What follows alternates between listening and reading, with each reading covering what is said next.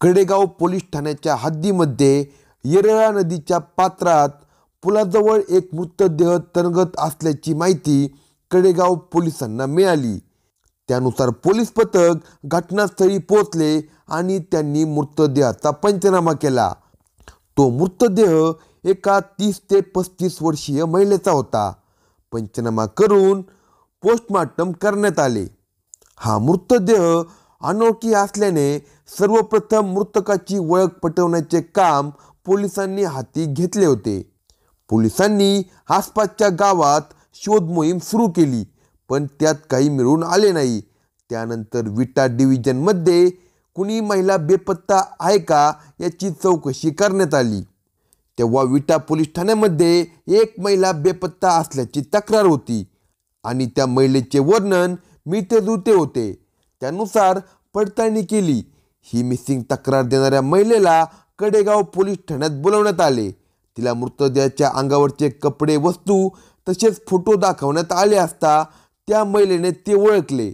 तिने मृतक महिलेचे नाव ताई सचिन निकम, वय 32 असे सांगितले. मृतदेहाची ओळख पटवण्यात यश आल्याने पुढील तपास सोपा होणार होता. मृतकाबाबत पोलिसांनी माहिती गोळा करण्यास सुरुवात केली, ज्यायोगे तिच्या मृत्यूमागचे कारण मिळणार होते. पोलीस माहिती घेत असताना राहुल पवार याचे नाव पुढे आले. पोलिसांनी सर्वप्रथम त्याला कडेगाव पोलीस ठाण्यात बोलावून घेतले. त्याच्याकडे त्यांनी चौकशी केली, पण या चौकशीमध्ये तो काहीतरी लपवत असल्याचे पोलिसांच्या लक्षात आले. त्याला बोलते करण्यासाठी पोलिसांनी दुसरी युक्ती वापरली. ताई निकम हिच्याबरोबर तुझे संबंध कसे आहेत? आम्हाला सारे काही विटा गावातून समजले आहे. तू बऱ्या बोलाने खरे बोल, नाहीतर असे बोलतात. आत्तापर्यंत दाबात उत्तरे देणारा राहुल पवार वरमला. त्याने हात जोडले आणि खुनाची सारी हकीकत उलगडून सांगितली. राहुल पवारने त्या 32 वर्षीय महिलेचा खून का केला असेल? या व्हिडिओमध्ये सविस्तर पाहू. जर चॅनलवर नवीन असाल तर लगेच सबस्क्राईब करा आणि बेल आयकॉनवर क्लिक करा. ताई सचिन निकम ही अवघी 32 वर्षाची विवाहिता होती. तिचा पहिला विवाह विटा येथे झाला होता. त्या नवऱ्याला सोडून तिने 3 वर्षापूर्वी सचिन निकम याच्या समवेत विवाह केला होता. सचिन निकम याचा विटा येथे भेळचा गाडा आहे. तो मूळचा खानापूर बलवडी गावचा असून तो विटा येथे भाड्याने राहतो. तर त्याची बायको ताई मिळेल ते काम करून पैसे मिळवायची. मोलमजुरी, हॉटेल धाब्यावर चपाती बनवण्याचे काम ती करायची. पहिल्या नवऱ्याने सोडले, दुसरे लग्न केले, पण ती काही दुसऱ्या नवऱ्याबरोबर देखील प्रामाणिक राहिली नाही. कामाच्या निमित्ताने तिची राहुल पवार याच्या समवेत ओळख झाली. त्याच्याशी आता तिने संबंध जोडले होते. राहुल पवार हा तसा रगील व रंगेल वृत्तीचा होता. कडक इस्त्रीचे कपडे घालून तो महिलांवर इम्प्रेशन मारायचा. राहुल हा सोनार होता व त्याचे सोने चांदी विकण्याचे दुकान होते. यातूनच त्याची ओळख ताई निकम हिच्याबरोबर झाली. लॉकडाऊन काळात ते अधिकच जवळ आले, कारण ती त्याच्याकडे दागिना करण्यासाठी आली होती. मुळातच बिनधास्त वागणारी ताई राहुलने हेरली. ती आपल्या जाळ्यात सापडण्यास वेळ लागणार नाही याचा त्याला अंदाज आला. तिचे लाडीकपणे गप्पा मारणे, आगळपगळ बोलणे, सलगीचे वागणे पाहून तो चेकाळला. त्याने तिच्याकडे मोबाईल नंबर मागितला. तिनेही लगेच दिला. त्यांच्यात बोलाचाली होण्याचे काही कारण नव्हते, पण राहुल उगाच तिला कॉल करू लागला. तीही त्याचा फोन रिसीव्ह करत असे, त्याच्याशी फोनवर गप्पा मारत असे. ती हसत खेळत बोलते म्हटल्यावर तो तिला रोजच कॉल करू लागला. तीही त्याच्याबरोबर तासनतास बोलू लागली. त्याने गोड गोड बोलून तिच्यावर जाळे टाकले. ती आता त्याच्या जाळ्यात फसत गेली. आता ती त्याच्याबरोबर फिरायला जाण्यासही तयार होऊ लागली. तो तिला घेऊन बाहेर फिरायला जात होता. तो तिच्या शरीराला हवा तसा स्पर्श करू लागला. तीही हसून त्याला प्रतिसाद देऊ लागली. मग त्याने थेटच तिला रूमवर जाऊ का असे विचारले. ती तयारच होती. मग ते दोघे नवरा बायको बनून लॉजवर गेले. रूममध्ये पोहोचताच त्याने तिला मिठीत घेऊन चुंबने घेण्यास सुरुवात केली. तिनेही आवेगाने प्रतिसाद दिला. तसा त्याचा जोर वाढला. पाहता पाहता प्रणयाला उधाण आले. त्याने तिला मनसोक्त रगडून काढले. तिनेही त्याला हवे तसे सुख दिले. त्यामुळे तो खुश होता. आपल्या जाळ्यात एक मदमस्त बाई अलगद सापडली असे त्याला वाटत होते. त्याच्या मनात तिचा गैरफायदा घेण्याचा विचार होता, तर तिलाही त्याच्याकडून काही अपेक्षा होत्या.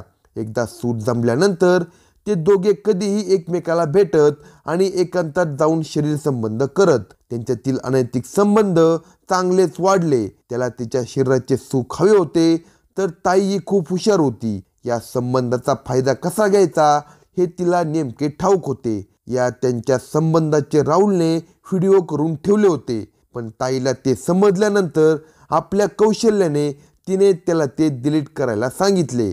ताईला राहुलकडून काय घ्यायचे हे नेमके ठाऊक होते, म्हणूनच तिने या संबंधाचा फायदा घेत त्याच्याकडे 1 ग्रॅम सोन्याची अंगठी मागितली. तुझे माझ्यावर प्रेम आहे ना, त्या प्रेमाची निशाणी म्हणून ती अंगठी दे, असे ती त्याला म्हणाली. यावर राहुलने माझी ऐपत नाही असे म्हणत कटवण्याचा प्रयत्न केला, पण ती त्याला म्हणाली, तुझे सोन्या चांदीचे दुकान आहे आणि तू सोनं नाही म्हणून रडू नकोस. जर तू मला सोन्याची अंगठी दिली नाही तर तुझ्या बापाला नाव सांगेन. तू विवाहित आहे याचे भान राख. मला जर अंगठी मिळाली नाही तर माझा हिसका काय असेल तो तुला सोसणार नाही. तिचे हे बोलणे ऐकून राहुलने नमते घेतले. खरे तर राहुलने याआधी भल्या भल्यांना ब्लॅकमेल केलं होतं, पण स्वतः मात्र नाजूक प्रकरणात अडकला होता आणि हे त्याला सोसणारे नव्हते, कारण यातून त्याची बेअब्रू होणार होती. यातून कसे बाहेर पडायचे याचा तो विचार करू लागला आणि त्याने एक प्लॅन ठरवला. ताई निकम डोईजड होत असल्याचे पाहून राहुल पवारने तिचा काटा काढण्याचे ठरवले. दिनांक 5 मे 2022 रोजी संध्याकाळी राहुलच्या दुकानावर ताई निकम आली. ताईने दुकानात येताच माझ्या अंगठीचे काय असे विचारले. त्यावर राहुल हसत हसतच म्हणाला, माझी राणी, माझे तुझ्यावर प्रेम आहे. तुला आज अंगठी मिळणार, काळजी करू नको. चल आपण दोघे मिळून फिरायला जाऊ. ती त्याच्याबरोबर जाण्यास तयार झाली. त्याने आधीपासूनच प्लॅन तयार करून ठेवला होता. मित्राची आल्टो कार मागून घेतली होती.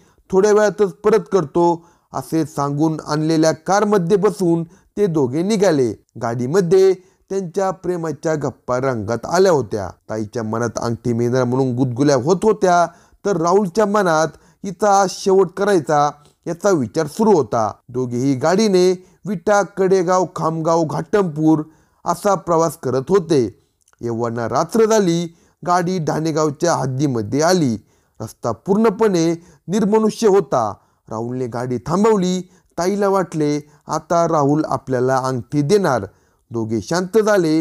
दोघांनी एकमेकांचे चुंबन घेतले. ताई निकमला वाटले आता राहुल पवार गाडीतच प्रेमाचे चाळे करणार, म्हणून ती गाफील होती. याचा फायदा राहुलने घेतला. त्याने झपाट्याने तिच्या गळ्यातील ओढणी घेतली आणि त्याच ओढणीने तिचा गळा आवळला. ती तडफडू लागली, पण त्याने पूर्ण ताकदीने गळा आवळल्याने ती काही वेळातच मरण पावली. राहुल पवारने आपले काम साध्य केले होते, पण या मृतदेहाची विल्हेवाट कशी लावायची हा मोठा प्रश्न त्याच्यासमोर होता. त्याने गाडी तशीच पुढे नेली. विटा पुष्य सावळी जाणाऱ्या रोडवर भिकवडी खुर्द गावाच्या येरळा नदीपात्रात पुलावरून ताई निकम हिचा मृतदेह त्याने टाकला. तो मृतदेह नदीपात्रात पुलाजवळ पडला. आपले काम फत्ते होताच त्याचे मन शांत झाले आणि तो तिथून निघून गेला. आपले काम फत्ते होताच त्याचे मन शांत झाले आणि तिथून तो आपल्या घरी निघून गेला. ताईचा पती सचिन निकम ती घरी का आली नाही म्हणून शोध घेत होता. 2 दिवस तिचा शोध घेतला आणि दिनांक 7 मे 2022 रोजी तिच्या नातेवाईकांनी विटा पोलीस ठाण्यात ताई निकम बेपत्ता असल्याची फिर्याद दिली. पोलिसांनी राहुलला अटक केली आहे आणि त्याच्यावर गुन्हा दाखल केला आहे. अशाच नवनवीन क्राईम स्टोरी ऐकण्यासाठी कलम 302 या मराठी चॅनेलला सबस्क्राईब करा आणि आपल्या प्रतिक्रिया कमेंट बॉक्समध्ये कळवा.